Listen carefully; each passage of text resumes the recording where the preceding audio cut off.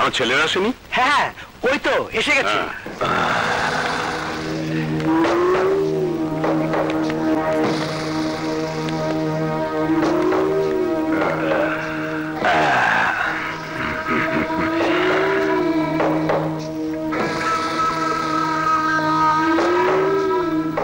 খুন কইরা সাজা খেতে বাড়িয়েছে, তাও গলায় মালা দেয়। দেশের নেতারা দেখলে জুতা দিয়ে পিটাইবো। তোদের গাড়ি কি কোথাও অ্যাক্সিডেন্ট করেছিল? না বাবা। তাহলে এত আঘাত পেলি কোত্থেকে? এইসব আঘাত যুদ্ধের চিহ্ন বাবা। যুদ্ধ? হ্যাঁ। কয়জনের সাথে যুদ্ধ? একজনের মার খেয়ে কুল পায় না, আবার কয়জন? এই বাদরটা কে রে? আমার বউয়ের মামা, খায় দেয়, টুকটাক কাজ করে। এই তোর হাতে কি? আপনার জন্য টেলিগ্রাম, ইংরেজিতে লেখা। পড়তে পারবেন না বাংলায় করে দেবো? এই পর। পড়তাছি। হারামজাদা, মাফ করে দেন। এইখানে যে লেখা আছে আমি তাই কইতাছি। রাশেদ খান, তুই জেলে 14 বছর ছিলি, তাই গ্রামে শান্তি ছিল। গ্রামের শান্তির জন্য বলছি, তুই গ্রামে ফিরে আসিস না। আরে আমার কোনো দোষ নাই, সব টেলিগ্রামে লেখা। এই বাকিটা বল। তুই বাঁচতে চাইলে অন্য কোথাও চলে যা, আমাদের গ্রামে ফিরে আসিস না। এটি তোর শত্রু বিপ্লব চৌধুরী, গরিবের দাদা। ওর এত বড় সাহস! সাহসের দেখছেন কি? আমার দুই ভাগনার অপরাধের শাস্তি তো দাদাই দিছে। চুপ করো মামা। আব্বা হুজুর, আপনি শুধু একবার হুকুম করেন, আপনার এই 3 ছেলে ওই দাদার বাড়িতে ঢুকে মাথা কেটে আপনি গ্রামে প্রবেশ করা মাত্রই আপনার পায়ের সামনে এনে হাজির করবো। এই চুপ কর! তুই আমাকে জন্ম দিয়েছিস না আমি তোকে জন্ম দিয়েছি?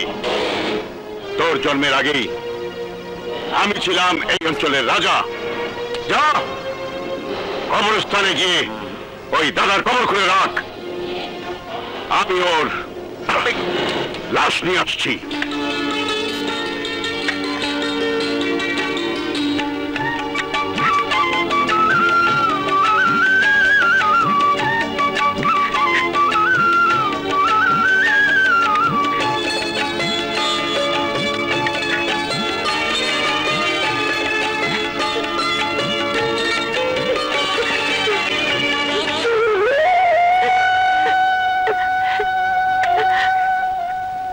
কাজল, কাঁদছিস কেন?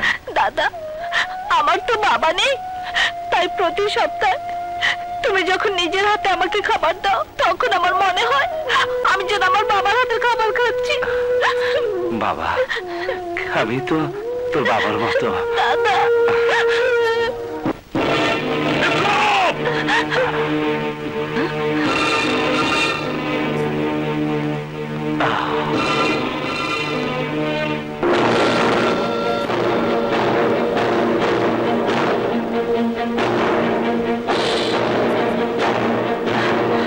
রাশেদ খান, কি চাও তুমি এখানে? আমি চাই ওই বিপ্লবের লাশ। রাশেদ খান, মরতে না চাইলে এখান থেকে চলে যাও।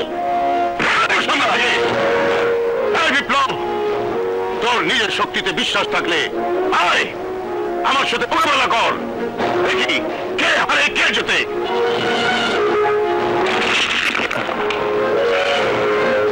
বিপ্লব, এতিম বাচ্চাদের কথা ভেবে নিজের দায়িত্ব থেকে দূরে সরে যাসনি। যখন প্রয়োজন তখন যোদ্ধাদের যুদ্ধ করতেই হয়। যা, শেষ করে দে তোর শত্রুদের।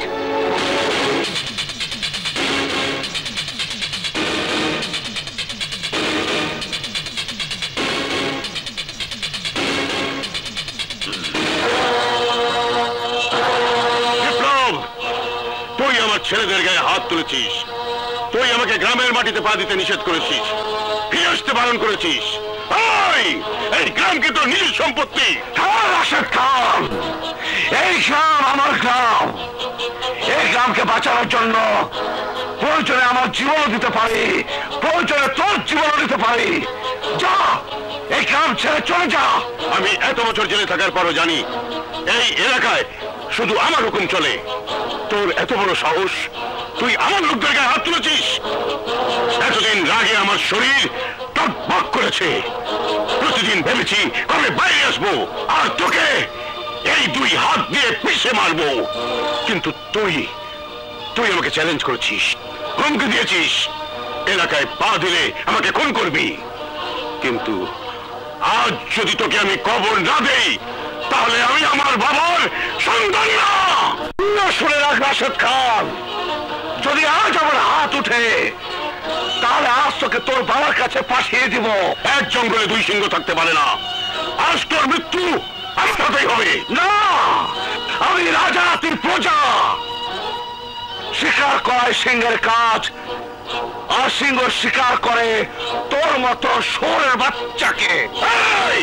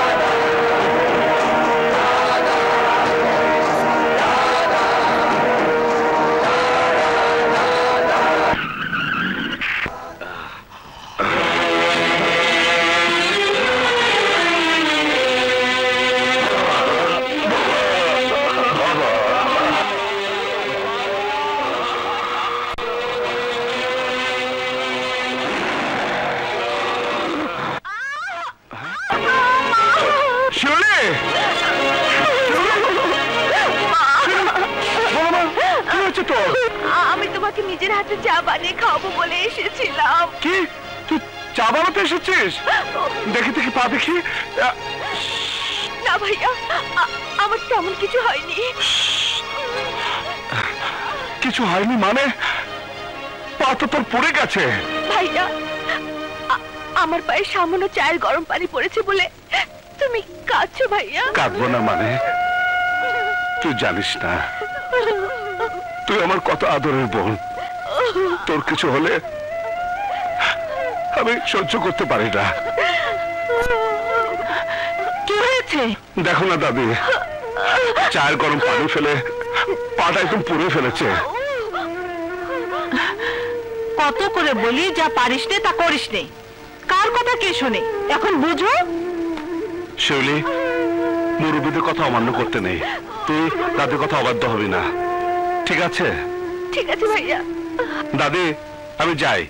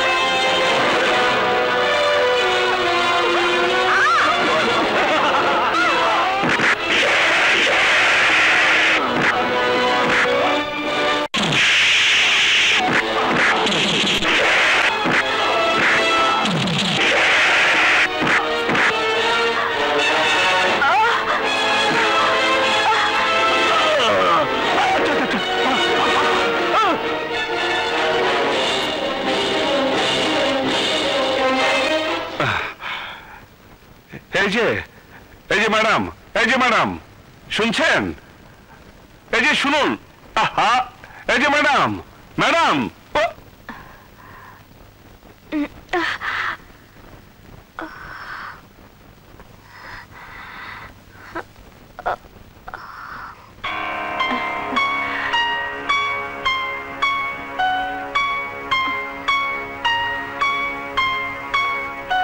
ভয় নেই, জ্ঞান ফিরে এসেছে।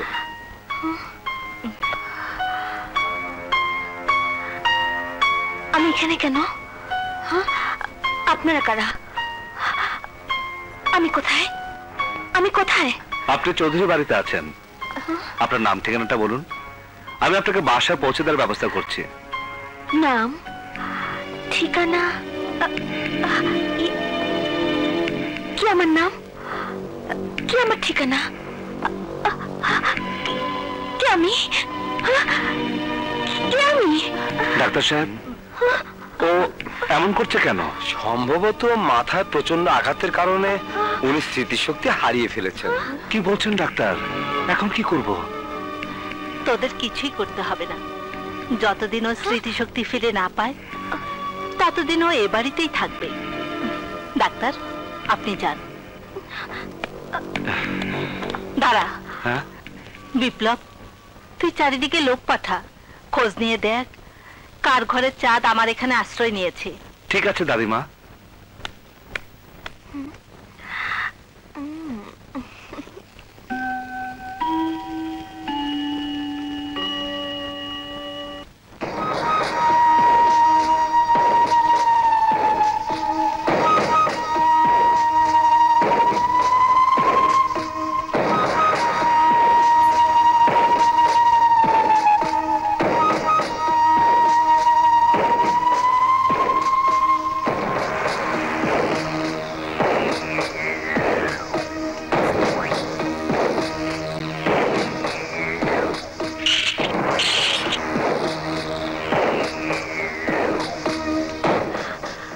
আজ রাতে বিপ্লবকে শেষ করতে হবে।